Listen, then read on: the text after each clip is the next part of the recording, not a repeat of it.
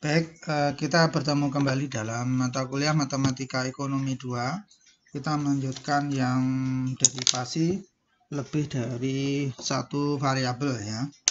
Oke, kita sekarang masuk ke konsep maxima and minima with constraint. Ya, jadi memaksimumkan dan meminimumkan dengan adanya constraint. Ya, seperti itu. Cara ini digunakan untuk mencari nilai maksimum atau minimum suatu fungsi dengan diberikan kendala. Ya, seperti itu. Kalau misalnya Anda pergi ke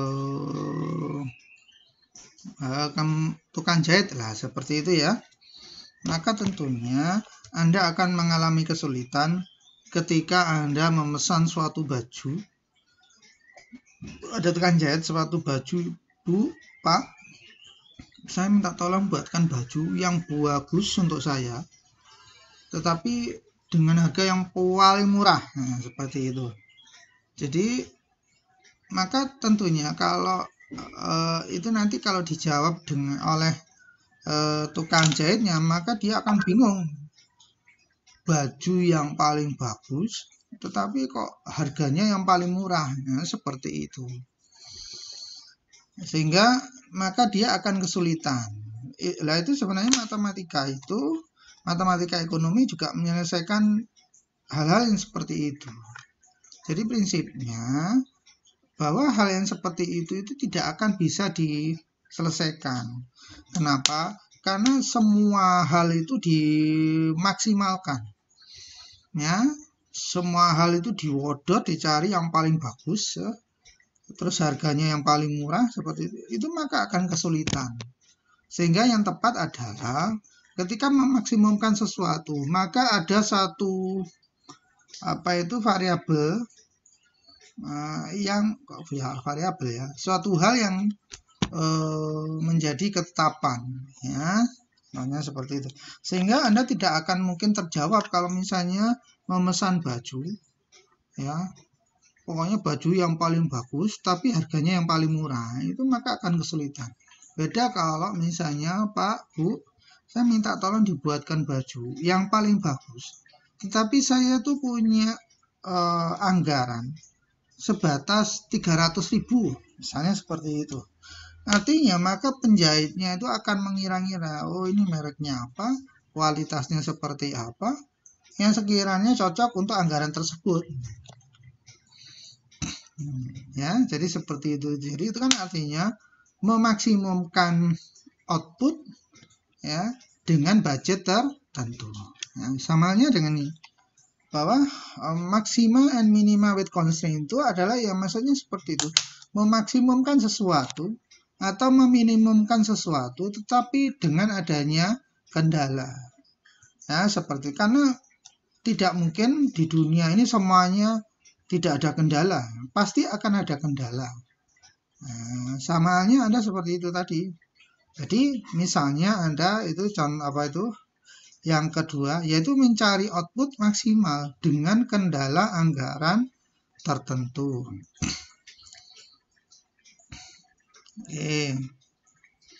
Atau dibalik, mencari biaya minimum dengan kendala output tertentu. Misalnya Anda pergi ke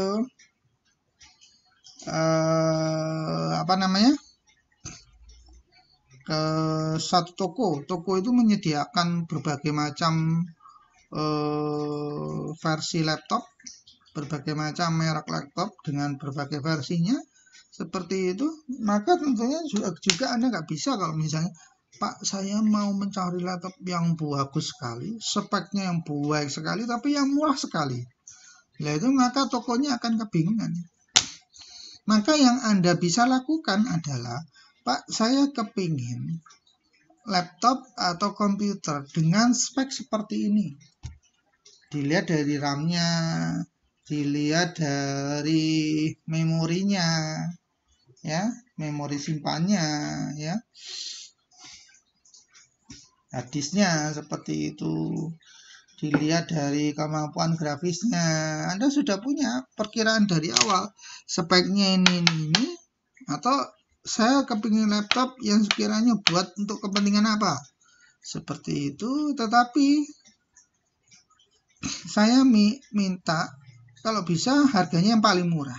Nah, seperti jadi ditetapkan dulu outputnya seberapa. Output di dalam contoh itu adalah speknya itu seperti apa, sudah ditetapkan dulu, tetapi Anda mencari kemungkinan yang paling murah dari berbagai versi laptop yang ada. Nah, seperti itu. Sehingga apa? Mencari biaya minimum dengan kendala output tertentu. Atau dibalik, Anda pergi ke toko laptop tersebut, ke toko laptop dan komputer tersebut, dan Anda menyampaikan, Pak, saya ini punya anggaran sebesar katakanlah 7 juta. Dari 7 juta ini kira-kira spek mana yang kira-kira laptop apa yang bisa saya peroleh dengan spek yang paling tinggi dari harga 7 juta. Maka petugas dari toko komputer itu maka akan menyampaikan, ini loh Mas, ada berbagai macam pilihan. Nah, ini. Seperti itu. Maka dia menyampaikan ini semuanya harganya 7 juta. Dan speknya adalah ini. Ya, seperti itu. Jadi Anda menetapkan dulu atau constraint-nya disampaikan dulu. Bahwa budget saya 7 juta.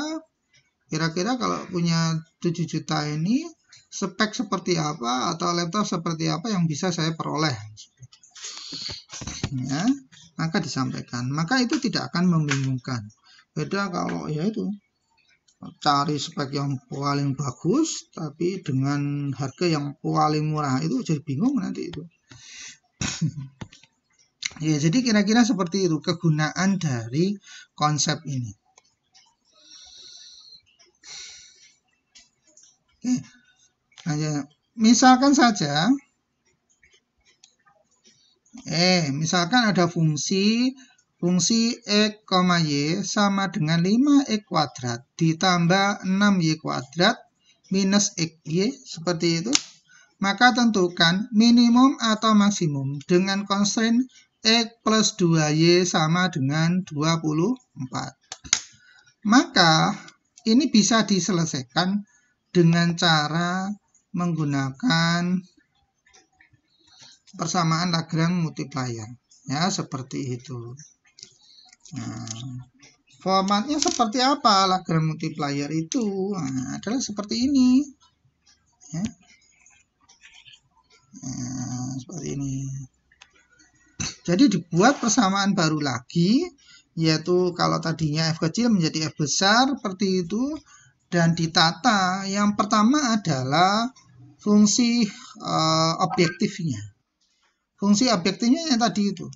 Yang dicari maksimum atau minimum. Nah, itu kan yang mau diselesaikan kan itu. Maksimum atau minimumnya. Ya, seperti itu.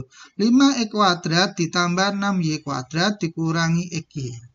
Selanjutnya dikurangi dengan kendalanya. Dikalikan dengan lambda. Dikurangi lambda, dikalikan, dan kendalanya tadi kan sudah ditentukan. X plus 2Y sama dengan 24. Ya, seperti itu. Kendalanya tadi dibuat menjadi 0. Dibuat menjadi 0. Sehingga X plus 2Y minus 24. Dalam banyak buku, maka macam-macam lambda itu bisa koefisiennya positif, bisa negatif. Begitu juga dalam membuat 0, bisa variabelnya di depan. Contohnya yang saya sampaikan ini, X plus 2Y minus 24, atau dibalik variabelnya di belakang. Jadi 24 minus X minus 2Y. Ya, seperti itu. Oke, sebaiknya kita mengikuti ini. Supaya apa? Supaya yang kita dapatkan nanti hasilnya adalah sama. Nah, kenapa? Karena ini ujung-ujungnya kita juga mencari berapa besarnya lambda. Nah, berapa besarnya lambda ini. Nah, nanti kalau misalnya lambda ini di depan lambda berubah dari format ini, maka lambdanya akan berubah. Tadinya menjadi plus, tadinya plus menjadi min, dan sebagainya. Begitu juga kalau misalnya itu dirubah belakangnya. Oke, sebaiknya kita ngikuti aja, sehingga mempunyai format adalah F besar fungsi dari X, Y terus ditambah lambda karena ketambahan variabel satu lagi lambda, sehingga F itu formatnya sama dengan fungsi X, Y dikurangi lambda dari fungsi G. G-nya itu adalah fungsi dari constraint-nya, di mana G itu juga fungsi X, Y. Ya, seperti itu. Jadi pertama adalah membuat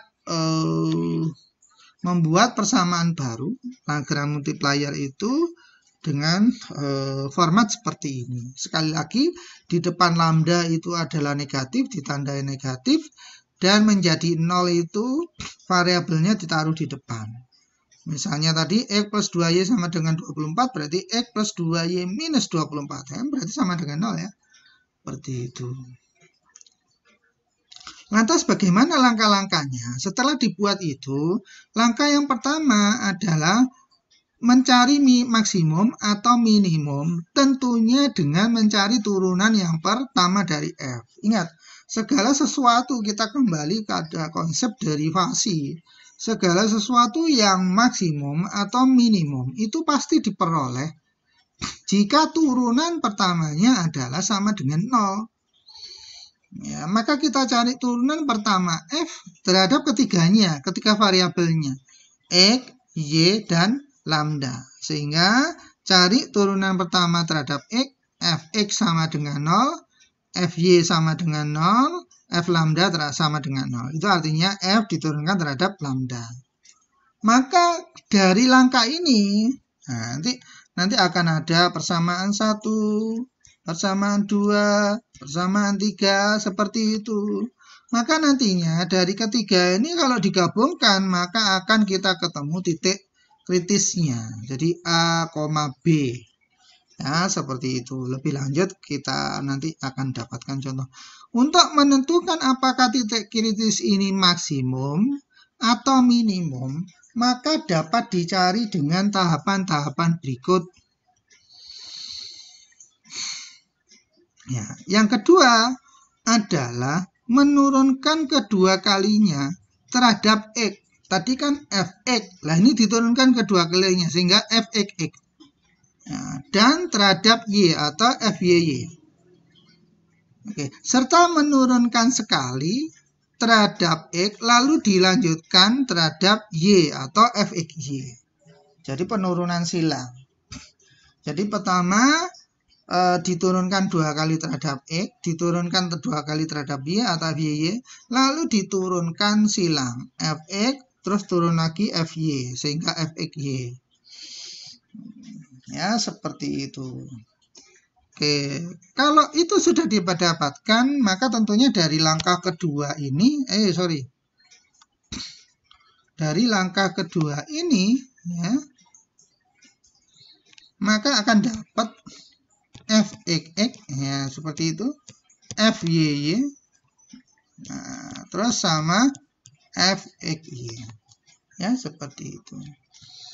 Dari itu maka carilah nilai dari delta bintang, ya di mana delta bintangnya itu diperoleh dari Fxx dikalikan Fyy dikurangi Fxy dikuadratkan. Nanti kan Fxy ketemunya berapa, Fyy berapa, Fxy itu adalah berapa. Maka dicari delta bintangnya dengan rumus seperti ini. Ya, seperti itu. Lantas dicek delta bintangnya. Delta bintangnya positif atau negatif atau sama dengan 0. Ya, seperti itu. Akan mudah kalau delta bintangnya adalah positif atau lebih besar dari 0. Maka dapat dengan mudah kalau delta bintangnya lebih besar dari 0, maka dilihat saja kembali Fxx, Fyy. Jika Fxx, Fyy itu kurang dari 0 atau negatif, ya seperti itu, maka titik kritis tadi yang kita dapatkan di awal tadi, A, B tadi, seperti itu, maka itu adalah titik maksimum. Jadi kan sebenarnya sama ya prinsip dengan derivasi yang biasa, maksudnya derivasi yang satu variabel, ya seperti itu. Jadi kalau misalnya turunan keduanya itu negatif, maka dapat dipastikan itu adalah maksimum. Ingat, turunan pertama 0 kan ada dua kemungkinan, maksimum atau minimum. Jadi nggak jelas. Ya, tapi yang jelas maksimum atau minimum. Karena sesuatu yang ekstrim diperoleh kalau turunan pertamanya sama dengan 0. Selanjutnya dicek. Kalau delta bintangnya adalah positif, maka Fex dan Fyy-nya adalah negatif, maka dapat dipastikan, jika Fex dan Fyy-nya adalah negatif, maka dapat dipastikan titik A, B-nya itu adalah maksimum. Tapi kalau dibalik, Fex dan Fyy-nya itu adalah positif, maka titik A, B adalah minimum. Jadi kan sama tuh konsepnya dengan yang lah, akan lebih sulit, bukan lebih sulit ya, perlu evaluasi lebih lanjut kalau delta bintangnya itu kurang atau sama dengan 0. Maka kita harus menginvestigasi lebih lanjut titik di sekitar A, B. Ya, seperti itu.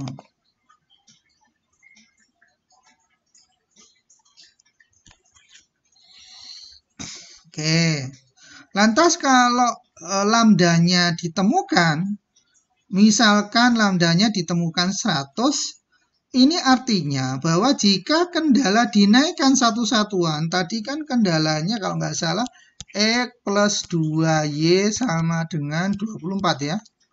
Coba kita cek. Nah, X plus 2Y sama dengan 24. Yang dimaksudkan dengan ini, kalau misalnya ketemunya 100, maka jika kendala dinaikkan satu satuan, kendalanya kan 24, dinaikkan satu satuan menjadi 25, maka objektifnya itu akan meningkat sebesar kira-kira. Jadi kira-kira itu harus ditekankan. Jadi kira-kira, tidak persis ya. Jadi kira-kira akan naik 100 kalau positif. Tetapi kalau negatif, maka akan turun sebesar kira-kira 100. Tetapi dengan catatan, format dari persamaan Lagrange multiplier ini adalah seperti yang saya sampaikan semula. Jadi F besar sama dengan F objektif dikurangi lambda dikalikan constraint-nya dijadikan 0.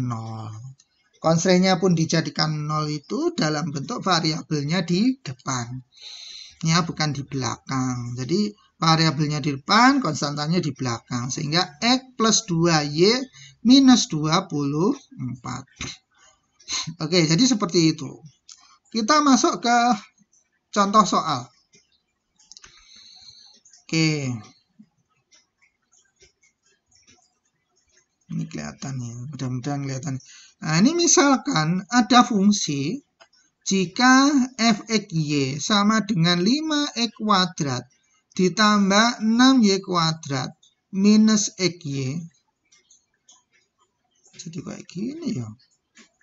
Ya itu kuadrat ya, bukan x2 ya kuadrat. Maka carilah minimum atau maksimum dengan constraint X plus 2Y sama dengan 24. Maka kita buat dulu formatnya. F besar, fungsi dari X, Y, lambda. Terus F objektif dikurangi lambda dikalikan constraint-nya. Berarti F besar tadi sama dengan 5X kuadrat ditambah 6Y kuadrat dikurangi XY dikurangi lambda. Lah dimasukkan persamaan constraint-nya adalah X plus 2Y minus 24. Ya, seperti itu. Sehingga langkah pertama adalah carilah turunan pertama dari persamaan tadi itu.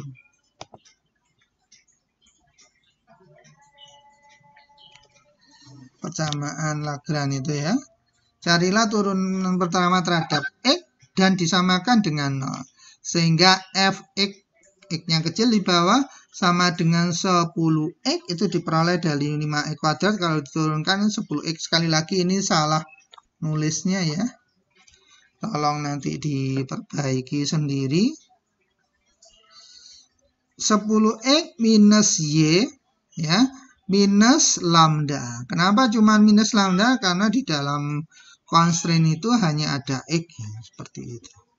Selanjutnya kalau diturunkan terhadap Y, berarti 12Y minus X minus 2 lambda. Karena ini berasal dari 2Y tadi. Turunkan berarti 2 kalikan minus lambda berarti minus 2 lambda. Ya, seperti itu. Selanjutnya diturunkan terhadap lambda berarti apa aja yang di dalam persamaan constraint-nya itu. Minus dalam kurung X plus 2Y minus 24 sama dengan 0. Dari persamaan 1, 2 itu, maka Anda bisa mendapatkan lambdanya. Oke. Lambda yang pertama sebenarnya lambdanya sama ya, karena lambda di FE, di FY itu adalah sama. Karena lambda yang sama. Lambda di persamaan yang satu sama dengan 10x minus Y. Ya, mudah ya. Tinggal ditendang, minus lambdanya ke kanan kan berarti lambda. Ya, seperti itu.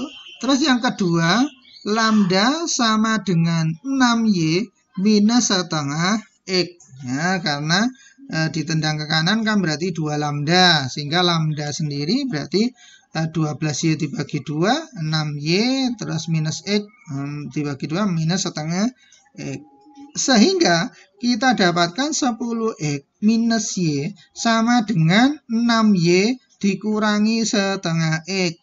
Ya, seperti itu. Lantas X dengan X disatukan berarti 10 setengah X, Y dengan Y disatukan berarti 7Y.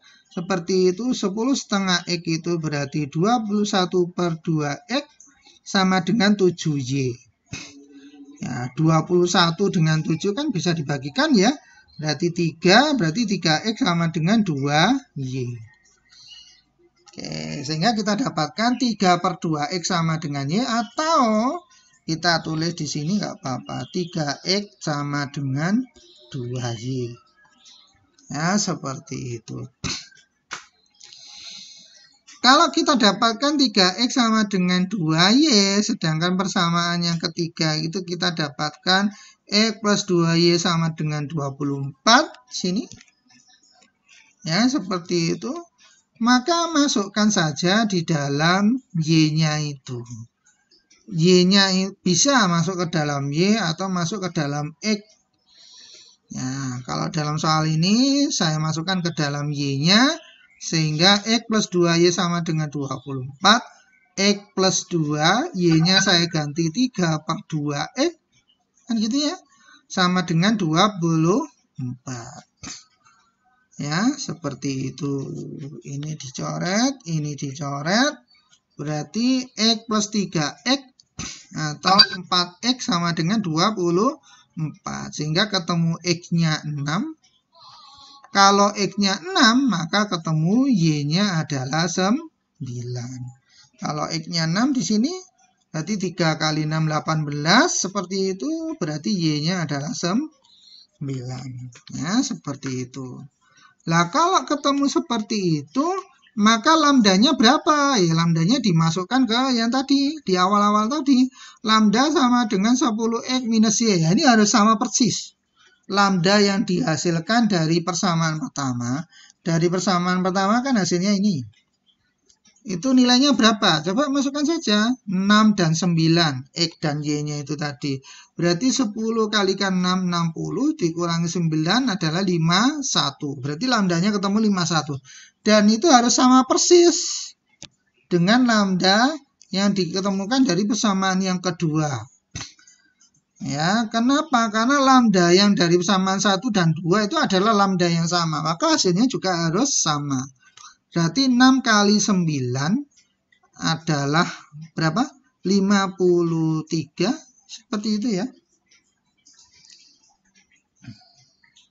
Kok 53?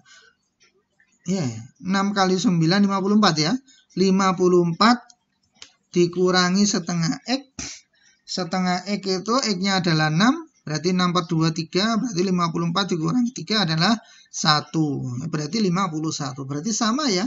Lambdanya sama-sama ketemu 51. Ya, seperti itu. Dengan demikian kita temukan titik kritis 6,9. Lambdanya 51.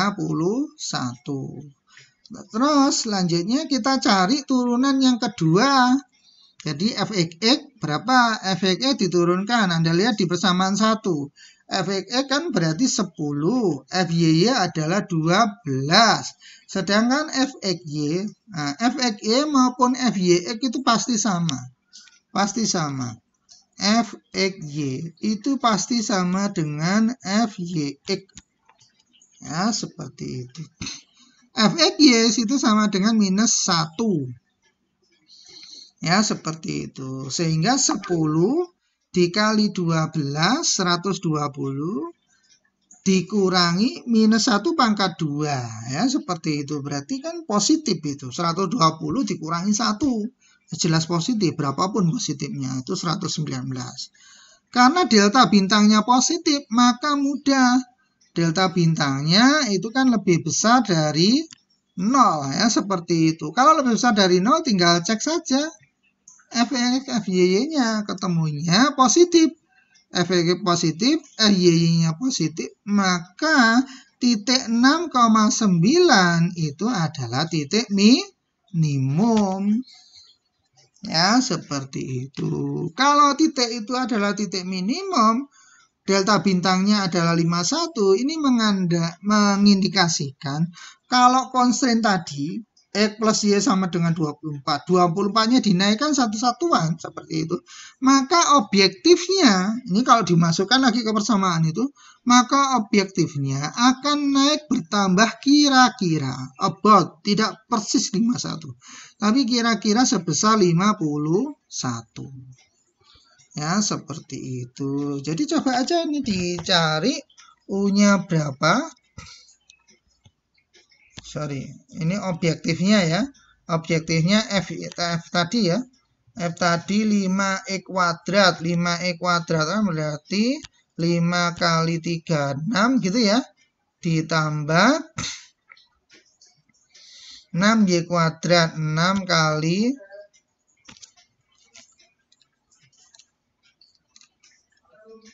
taruh situ mas. Ya. 6 dikalikan Y kuadrat. Y kuadratnya adalah 81. Seperti itu. Dikurangi 6 kalikan 9. Nah, dicari saja. Kita hitung.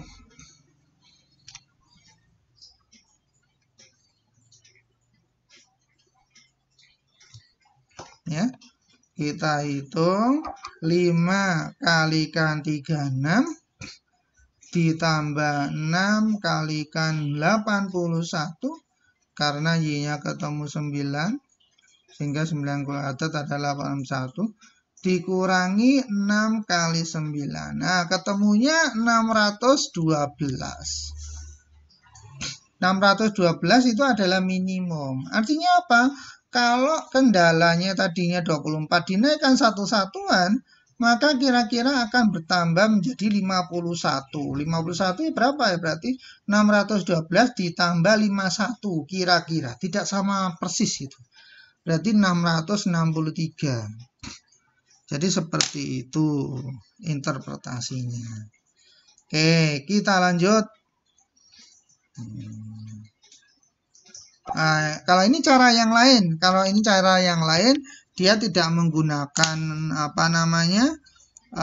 Lagrange multiplier seperti itu, tetapi ya memang ada kelebihan dan kekurangannya.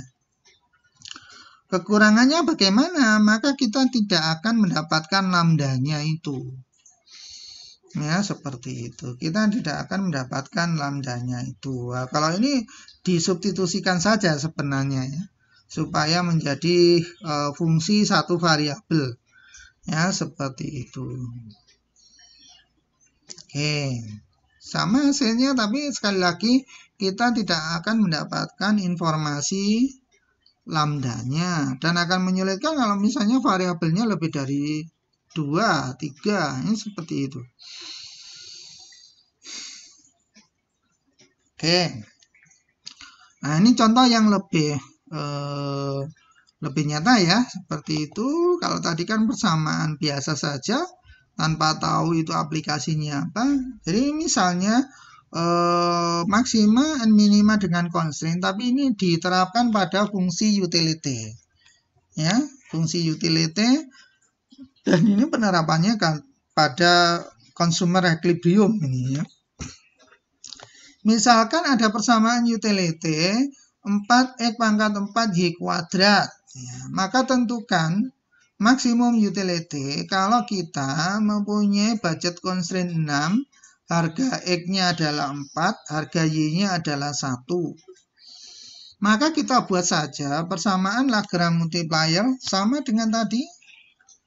Fungsi objektifnya ditaruh di depan. 4x pangkat 4y kuadrat, terus dikurangi constraint-nya, dikalikan dulu dengan lambda, berarti minus lambda, dikalikan 4x plus y minus 6. Dari mana ini? Ini kan persamaan budget ya. X kali PX, Y kali PY. Sama dengan budgetnya berapa. X kalikan PX kan berarti 4X. Y kali PY kan berarti Y sama dengan 6. Tapi dibuat menjadi 0 kan berarti 4X plus Y dikurangi 6. Ya, seperti itu. Saya tulis saja. Budgetnya itu M, X, PX ditambah Y, PY, kan seperti itu. Sehingga ketemunya kalau dibuat 0 akan seperti ini. Oke, selanjutnya diturunkan saja terhadap X, berarti 16X pangkat 3, Y kuadrat minus 4 lambda atau lambda 4. Terus diturunkan terhadap Y sama dengan 0, sama dengan 8X pangkat 4 dikalikan Y dikurangi lambda. Ya, seperti itu. Terus diturunkan terhadap lambda sama, harus disamakan dengan 0 karena kita ini mencari titik-titik kritis ekstrim ya. Berarti minus 4X plus Y minus 6. Nah, dari persamaan 1, 2, 3 yang diperoleh itu, maka kita cari lambdanya. Lambda yang pertama kan berarti lambda sama dengan 16x pangkat 3y kuadrat dibagi 4.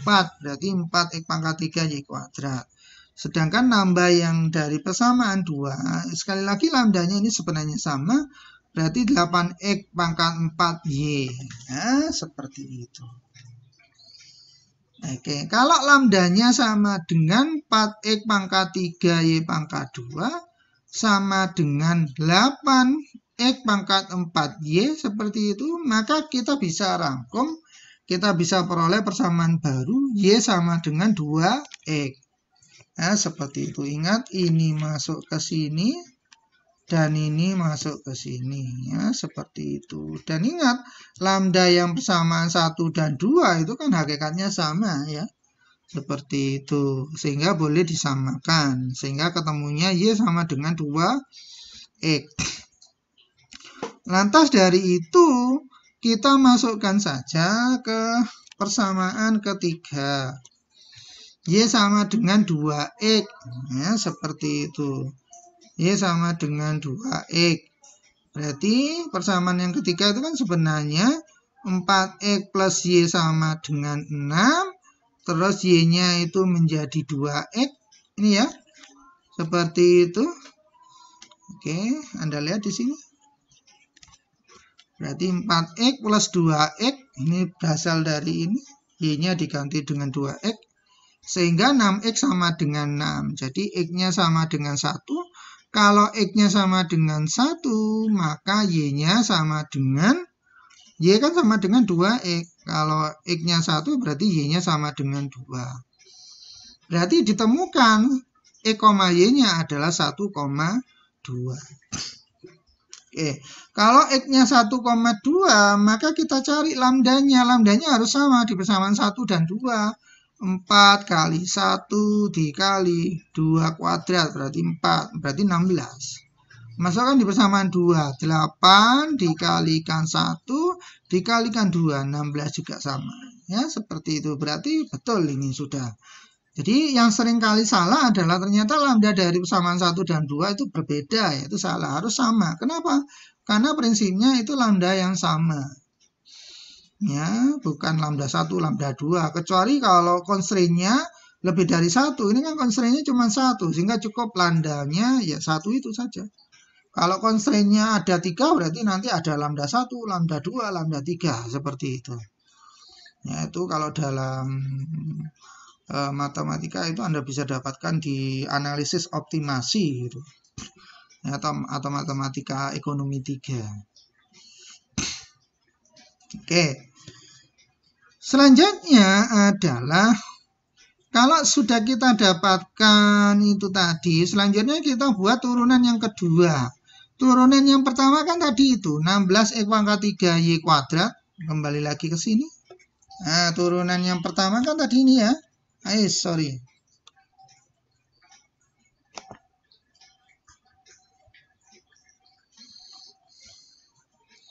Turunan yang pertama kan tadi ini. Fx sama dengan 16 X pangkat 3Y kuadrat minus lambda 4 ya, seperti itu. Kita lanjut seperti itu. Maka diturunkan lagi terhadap X, maka ini otomatis hilang.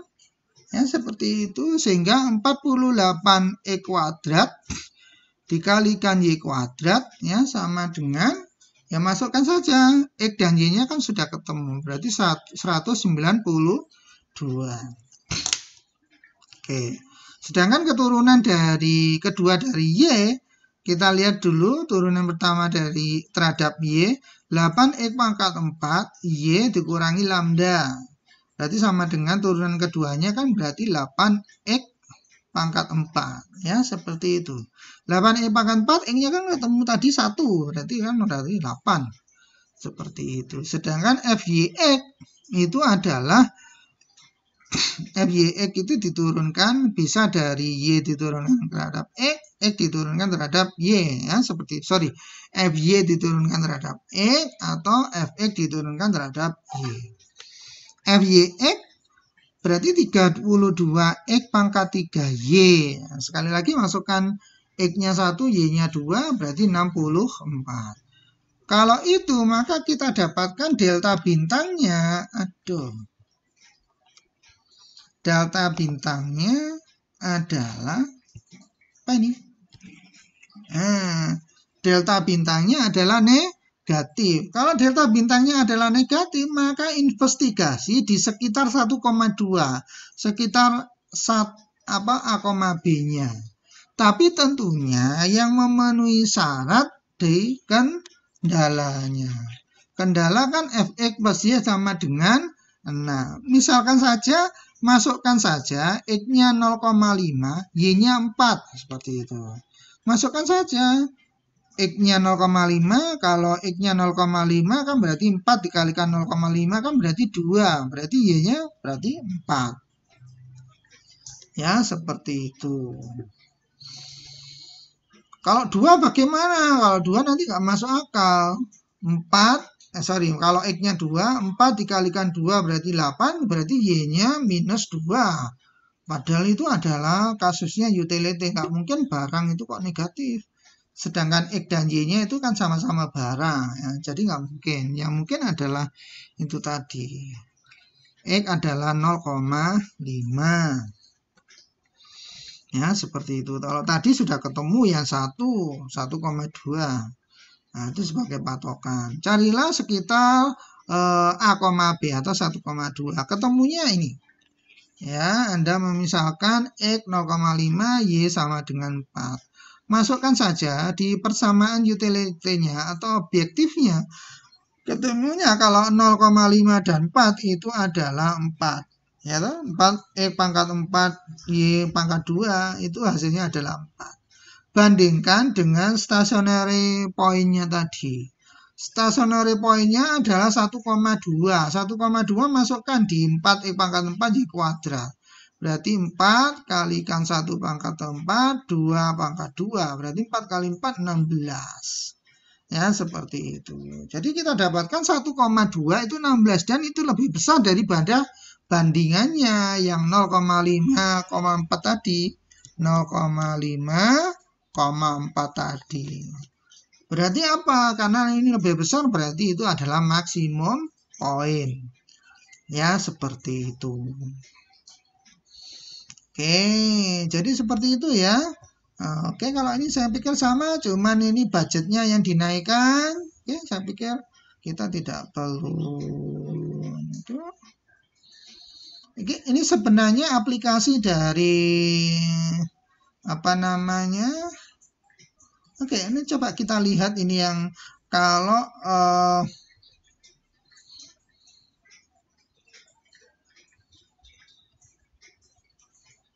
Oke, kalau budget constraint-nya dinaikkan 7. Dinaikkan 7, maka ketemu apa anunya? Utility-nya adalah utility-nya 40,256. 40,256. Ya, seperti itu. 40,256. Nah, tadi di awal-awal lambdanya ketemunya berapa? Di awal-awal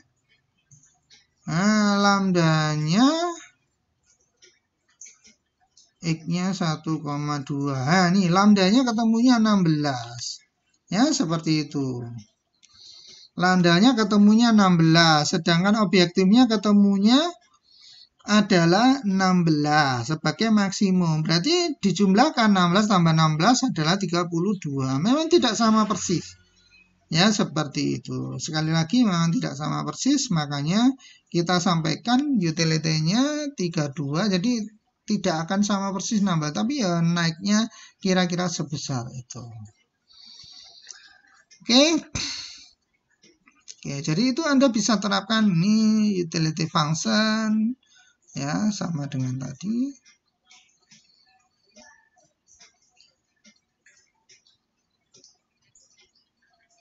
Oke, saya pikir itu ya. Anda bisa juga di dalam mikroekonomi itu kan consumer equilibrium, producer equilibrium, maka itu sama. Cuman kalau producer equilibrium maka bukan utility tapi isoquant ya, bukan fungsi utility tapi fungsi isoquant. Sedangkan budgetnya itu isocost ya, seperti itu. Kalau consumer kan budget constraint seperti itu, tapi sebenarnya budget constraint di consumer sama ini kan sebenarnya sama, cuman bedanya adalah digunakan untuk apa. Kalau consumer itu budget constraint itu digunakan untuk membeli barang dan jasa ya, tetapi kalau untuk produser digunakan untuk membeli apa? Untuk membeli input atau faktor produksi. Oke. Dari saya cukup itu, mudah-mudahan Anda mendapatkan pencerahan. Itulah ada konsep maksima and minima dengan constraint.